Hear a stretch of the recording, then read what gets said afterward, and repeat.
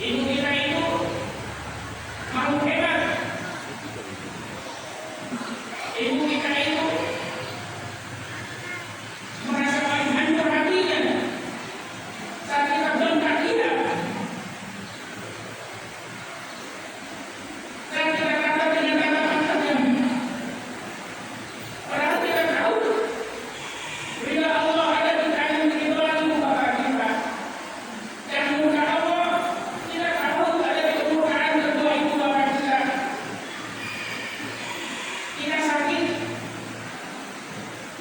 ibu kita tidak mau tidur.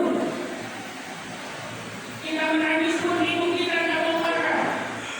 Rela yang tidak makan, tidak minum. Yang penting anaknya tenang. Anaknya bisa tidur nyenyak. Kadang dia menggaruk-garuk badan kita. Sekarang saat kita dewasa, kita sudah usia seperti ini, kita baru sadar bahwa senyum ibu bapak kita, garukan tangan ibu bapak kita begitu rasanya nikmat, begitu penuh cinta dan jutaan kasih sayang. Nikmatnya punya ayah, punya ibu-ibu, bukan di saat mereka masih hidup. Nikmatnya punya ayah, nikmatnya punya ibu saat mereka sudah ada di alam kubur, saat mereka sudah dipendam di dalam tanah. Hari raya Idul Fitri ini yang paling nikmat itu bukan sekedar harus sembuh.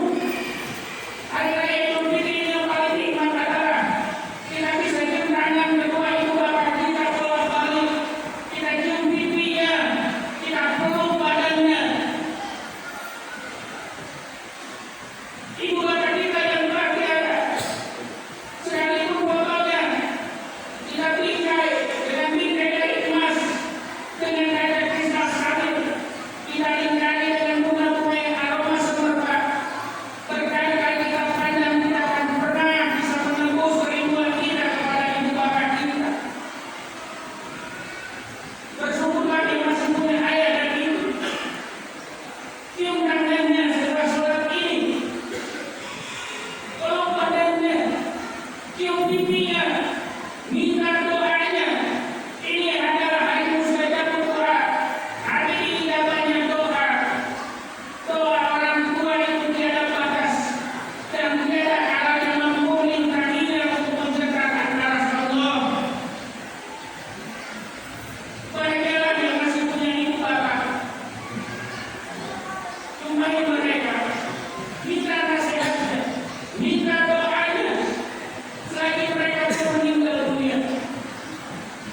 Kalau mereka sudah meninggal dunia, sekarang bunga untuk kita taburi, maka memang tidak akan pernah bisa mengobati kerinduan kita.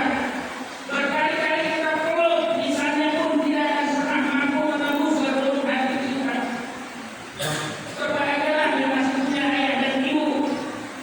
Berkhidmatlah tanpa batas kepada mereka. Berikan mereka makanan yang paling enak. Suapi mereka di hari ini. Kita tidak akan pernah bisa menembus jasa mereka. Setetes asi yang pernah kita minum tidak pernah kita mampu